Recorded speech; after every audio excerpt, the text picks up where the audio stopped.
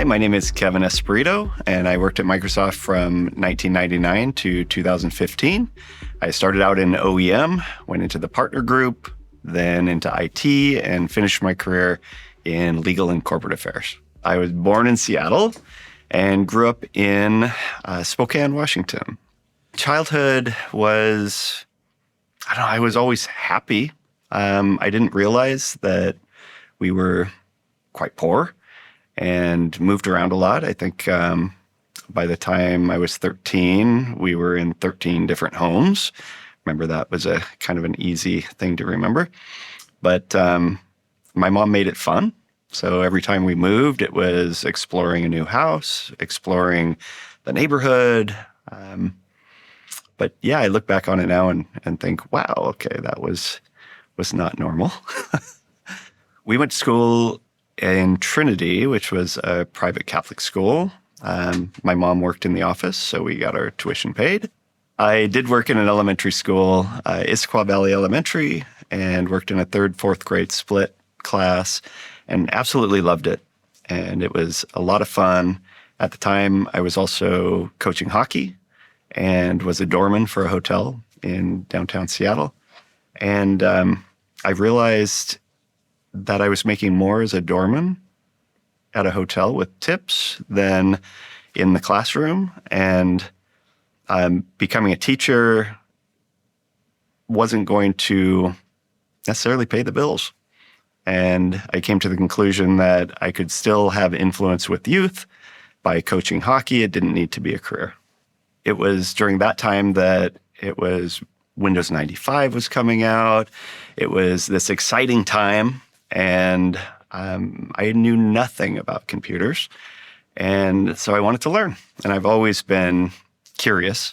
So I had a friend that had built his own computer and helped me to source the parts from mom and pop system builders at the time. These were folks that literally just sold all the computer parts and you put it together yourself. And so, yeah, I learned how to build the computer. And that was while I used tips to buy all the components, because at the time, the computers were about $2,500 to $3,000. And I was able to buy all the parts, put it together myself for $800. And so I thought that was pretty good. I'll save some money. So building the computer, I had a friend that introduced me to SQL Server. And something just clicked with SQL Server. It felt like this just all made sense. And so I had learned that, but I didn't have any place to apply it. I didn't really have any practical use for it. And so that same friend was able to give me some work in order to use those to pull reports and whatnot. And it was that, and I think he was the person that also told me about an opening for, at the time it was a vendor position that was using SQL Server to pull reports. And I said, I'll go interview and see what this is about. When I first started as a vendor, it was within the OEM group. And it was interesting for me because I've used these new skills with SQL Server with a couple different areas, but now it felt like I could actually really dive into it. And it felt really good. It felt like there was so much more in front of me to learn, for one, but also I felt like a little bit of a fish out of water. So I was coming in and I had taught myself these things, and I thought, well, everybody around me, they're all geniuses and they know everything. And so for me, it was a little bit of imposter syndrome, but I loved the work. So we were doing, the project at the time was looking at the sales database and the marketing databases, many databases, and bringing those together and trying to figure out strategically, if we ran a campaign, were we actually getting the results? So the only way to do that would be to say, okay, what are our sales coming in after the campaign? And tie that to our marketing databases of when the campaign went out, who it went out to. Are we getting, at that time in OEM, it was bootable operating systems, BOS. And they were 3-packs to system builders. Yeah, so it went into the system builder group, which was the same folks that I bought all of the components from. So I thought it was fun and interesting. When I first became a full-time employee, I had already been working with the company for a year. I've been working with my manager. I had lots of ideas, and I thought, well, now I'm coming on as a full-time employee.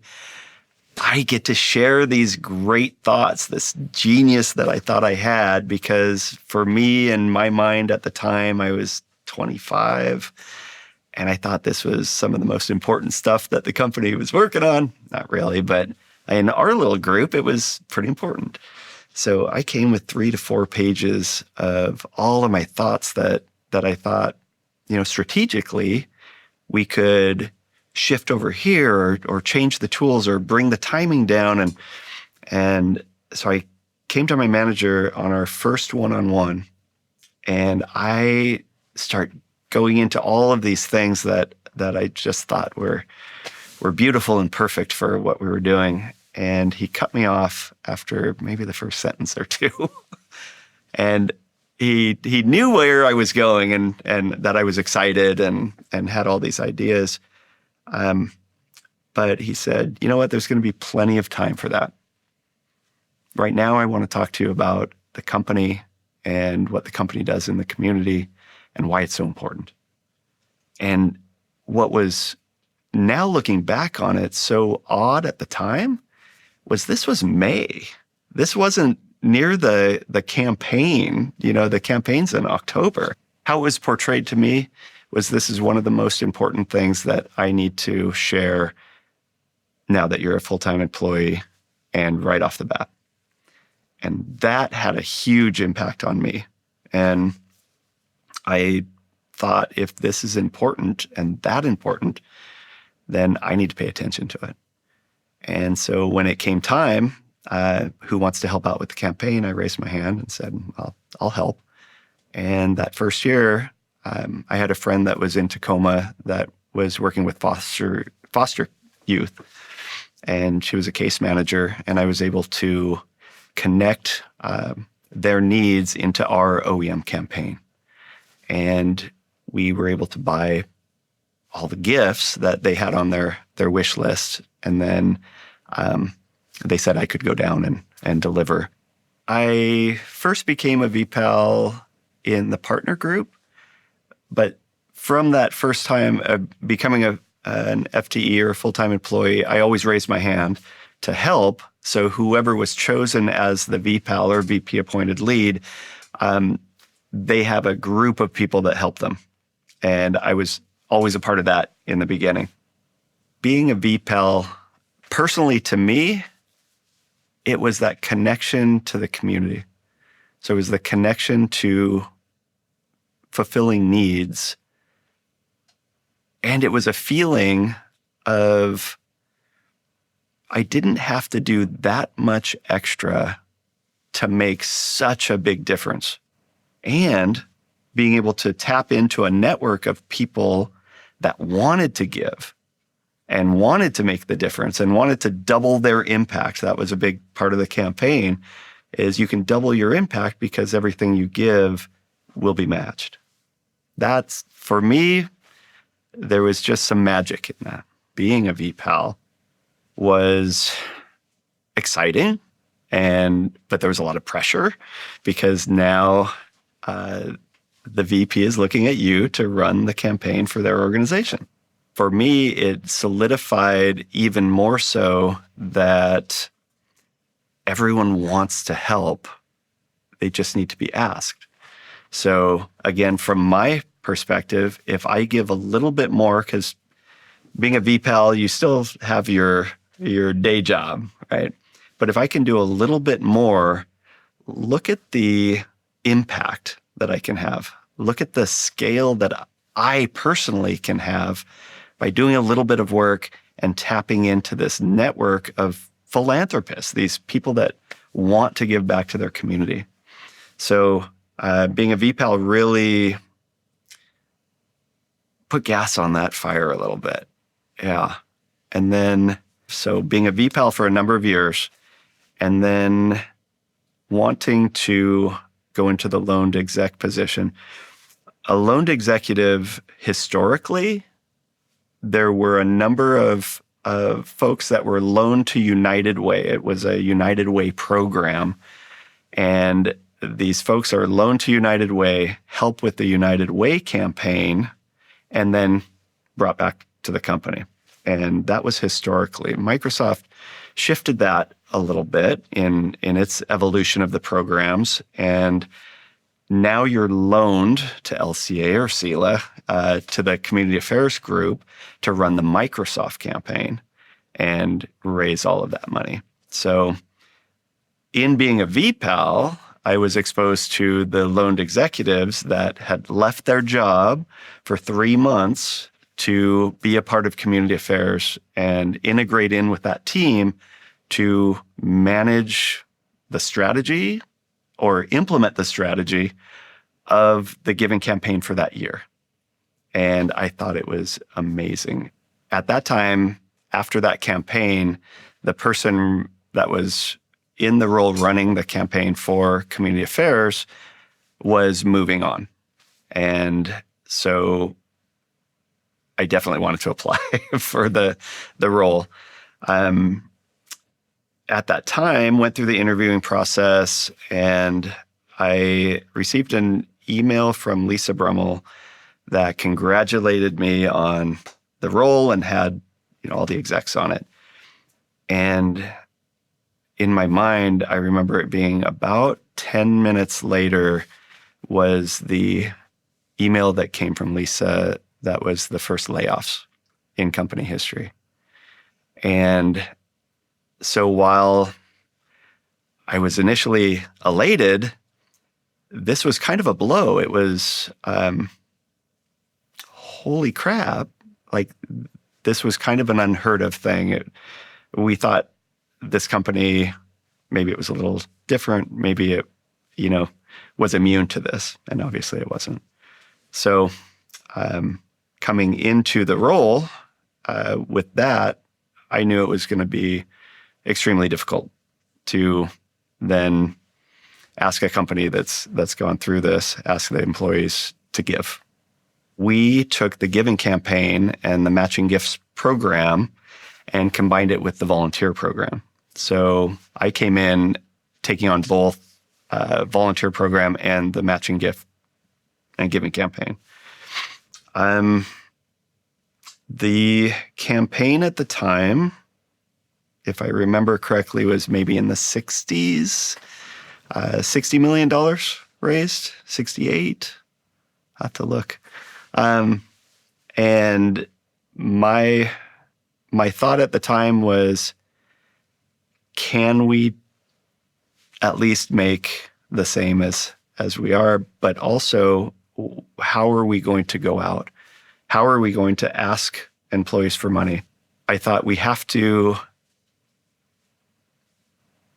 let employees share their own stories and share the stories of why they give to the community and what the company match means to them and the impact that they personally are making.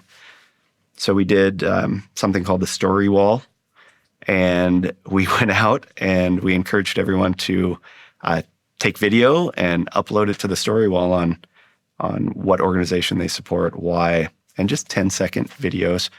And then we had a whole wall of little snippets of people's faces, and then you could click on it and find out, who they gave to, and then had that as part of their auto signature.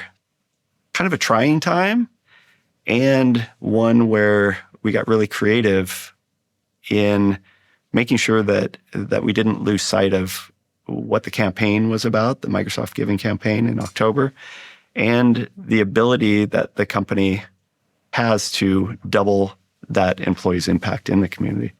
It was very nerve-wracking because number one, we also were wondering from the executive point of view, this is a lot of money.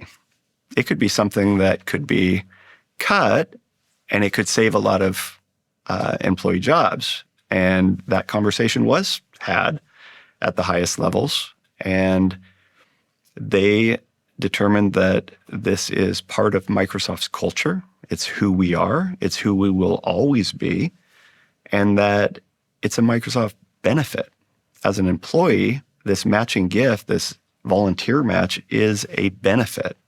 Knowing that and knowing that we were moving forward, it was a little unsteady, but I think I need to look at the numbers, maybe $500,000 more than the year before. And we had always jumped up by millions, right? Because the company was growing. We had more employees each year. It almost guaranteed we were going to make a little bit more. But every year that was there, even though that was the hardest, we still made gains, even through that time. And by the time I left in 2015, we were at a little over 115 million raised. Another area that I really enjoyed was expanding outside of the US. So around the world, people would see what we were doing and say, we want that, we need that. And so helping New Zealand and Australia get a matching program. So I would say the global expansion of some of those programs and being able to then have the global give and go where, and this was a group out of Microsoft IT that we really expanded on, but it was every time zone for one day during the campaign, it would be kind of passing the torch to the next time zone, and they would do activities to raise money. And it was pretty cool. I'd say the global, and I don't know where they are with that now, but that expansion was part of what we were doing. The biggest challenges were in the US, we have a 501c3 designation that is pretty sound. We can point to what the government determines, and we can say, okay, it's a 501c3 designation. It's not political. It's not, any of these other things. In each country around the world, every country is different. So how do you vet the organizations that we as a company are going to give money to and make sure that it's going in the right hands and it's being used for the right purposes? So I would say that was probably the most difficult one at the time. I would say the biggest milestone is we hit 30 years of giving at the same month that we hit $1 billion in giving from the company. And it happened to be in October during the campaign. So I think that milestone was just a lot of fun to be able to have all of that come together. My proudest moment,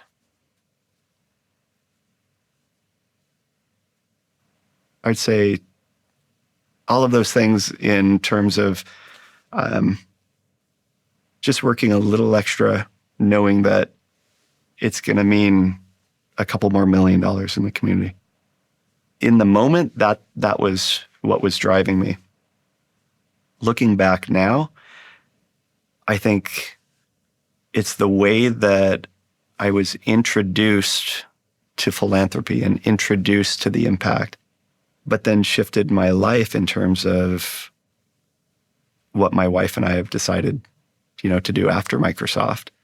And so I would say that's my proudest moment is the shifts in myself and the growth in myself while at Microsoft and in these programs.